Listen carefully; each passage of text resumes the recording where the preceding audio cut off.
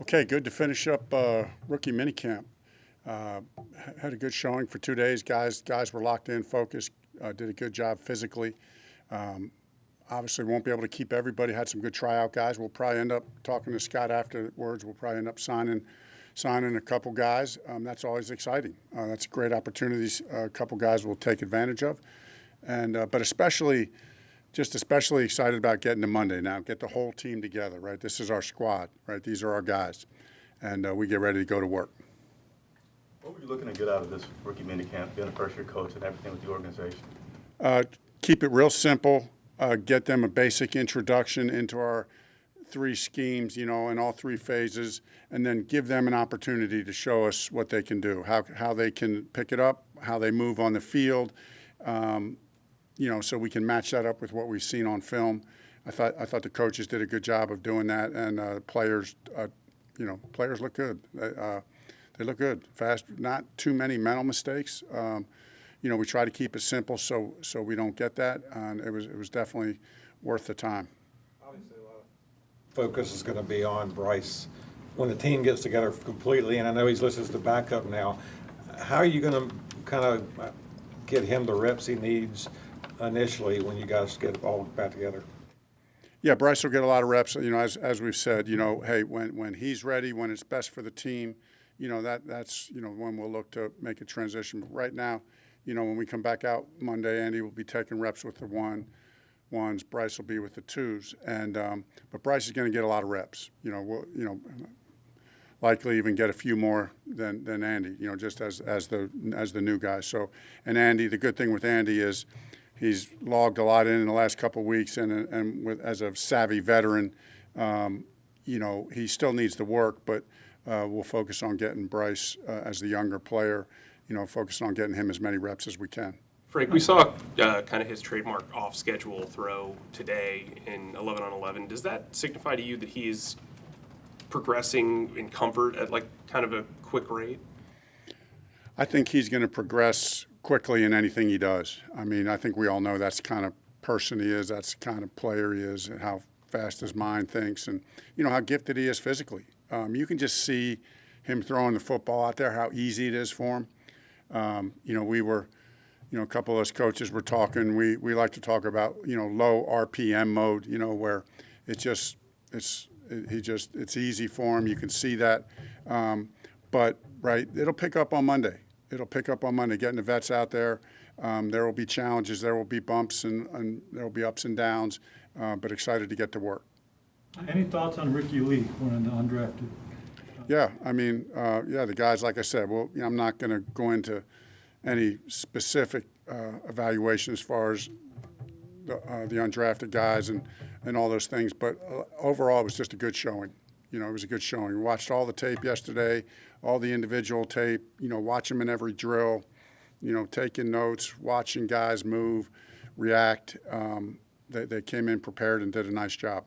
I know you don't want to get into undrafted guys, but Kevin Green's son's here, Ricky Proehl's son's here. When you work with a player who's got that type of lineage, what do you notice about a player like that? The way they carry themselves, they've been around it a little bit. It was kind of cool. Obviously know both of their dads. They both look good.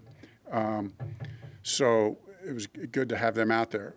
You can tell like I said, they've just been around this world and carry themselves in that way, understand football, and it shows. I know it's a little bit out there, but have you begun to discuss with the Giants, Jets, and I think it's the Lions about joint practices? Yeah, have a few conversations out there. We'll probably, one way or the other, nothing guaranteed at this point. I'm looking at a couple different options, talking it through with the head coaches. There's multiple factors that go into that for not only for us but also for them. We'll see how that plays out next week. Would your preference be to have joint practices, Frank?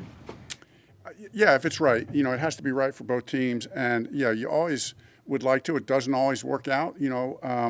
Some years we've had it and it's been great. Other years, we haven't had it. It's been just as good. And you're looking at multiple options. Sometimes you go 2 practices. Sometimes you might just go 1, depending on what the schedules look like. So keeping all those options open, and hopefully one of them will play out next week. But no guarantees at this point, right? No guarantees at this point, but hopefully one of them work out. So you just want basically one, or would you go to 2 joint practices? No, I would do 2 if it was right, but I'm not sure. Honestly, I'm not sure. I doubt that'll play out. It could, that would still be as a possibility, but I'd say it's less likely. Talking to us, Bryce always seems very polite and very soft-spoken a lot of times. How does that persona differentiate when he's in the huddle? Do you see a different side of him when he's barking at teammates? He's just very focused, and you feel that. And as everybody understands, you can be mild-mannered, as you said, and still have an intensity that you feel in your look, and in the way your posture, your body movements, your body language, and that oozes. I think that oozes out of Bryce, his confidence, right? Like you just tell how confident he is in the huddle. And then you can, listen, we're not high speed competing out here yet, 11 on 11. I'm sure that's going to show itself as well. You can already tell though, with the throw, even if if we have a bad play, you can tell it doesn't sit well with him, but that's normal. Can you see him being mean and getting in someone's face and saying, "What's up with that"? I think Bryce will have his own way of getting the most out of guys. I'm not one of those guys. I've never been one of those guys that thinks that there's just one way to do that. In fact, I think that for guys who try to do that and it's not natural who you are, it usually backfires. So I think it's everybody has their style. Certainly Bryce has been very successful, with his style. So the biggest thing we want for him is just be yourself, be yourself. Bumper Pool played a lot of snaps in a pretty good football conference. What did you guys see in him to make you want to bring him in?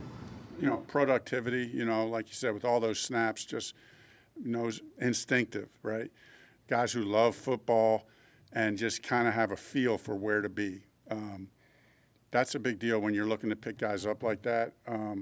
Do they have that toughness? Do they have that toughness, and do they have the football instincts that you're looking for, certainly at that position as well?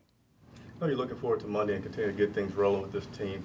For you, over these past 2 days, have there been any standout moments for you more as a head coach in this process? Nothing that really stood out. Just it's the next step. It's always the next day. But really, I'm excited for Monday. Not that, and actually Monday is going to be kind of more of a walkthrough day, but we're going to get a lot of team reps. It's going to be kind of a lead-in or build-up day to the 3 days that follow. So it won't be a ton of hardcore individual work, but it's going to be a lot of team reps, O versus D, and a walkthrough tempo. So a chance to review. We're going to install some third down stuff and go a little bit deeper there. So looking forward to getting the whole team out there and pushing ourselves mentally into that next phase. Will Dante and/or Christensen be available for OTAs? I'll have to get back to you on that, Joe. I'm not sure. I think that we got a chance on Christensen, with the way he's progressed. I'm not sure with where Dante's at on it. I'd be hopeful and optimistic, but honestly, I'm not sure. Smith back out of practice yesterday. How important is it to have legends, pouring into these guys, especially when they're first coming into the league? It's awesome. I mean, I love it. And it was actually on a Zoom call with the legends a couple days ago, try to invite some more of those guys to come out here, That's great. We want to encourage that. They're a big part of the tradition here. And we have a lot to be proud of here. We have a lot to be proud of, and hopefully we can get more. But having Steve here the other day was pretty special. I know the guys really enjoyed it. What do you bring as a former quarterback to a rookie quarterback? The knowledge, is it beyond the X's and O's thing? I just think it's right. It's an understanding. It's a temperament. It's just a confidence that, hey, we're speaking the same language. We see the same things. We feel the same things. And then, as a play caller as well, I just think that's going to be important. Obviously we got Josh in the room and so many other guys who are very well equipped to, help our quarterback room, continue to succeed. But I do think that's an advantage, and I do think there's a connection that you build. That this new job, this fresh start for you, some of those emotional juices are flowing, even though you're several months out of the season.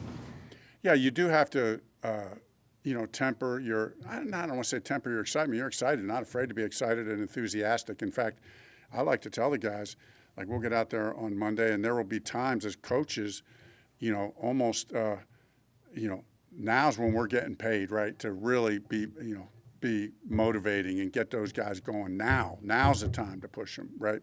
We get to the season, right? That's easy for everyone to get motivated for. So, but you always want to, I've just found over the years, everyone gets really excited. You got your team. You're feeling very optimistic about, what this team is going to look like, the results that you think you're going to get. But experience tells me, just make expectations more centered around getting prepared. Don't get caught up in the trap of how many games are we going to win, who are we playing when. That stuff will all come. Everybody thinks they know where they are right now. Everybody thinks they have the answers. You don't know anything.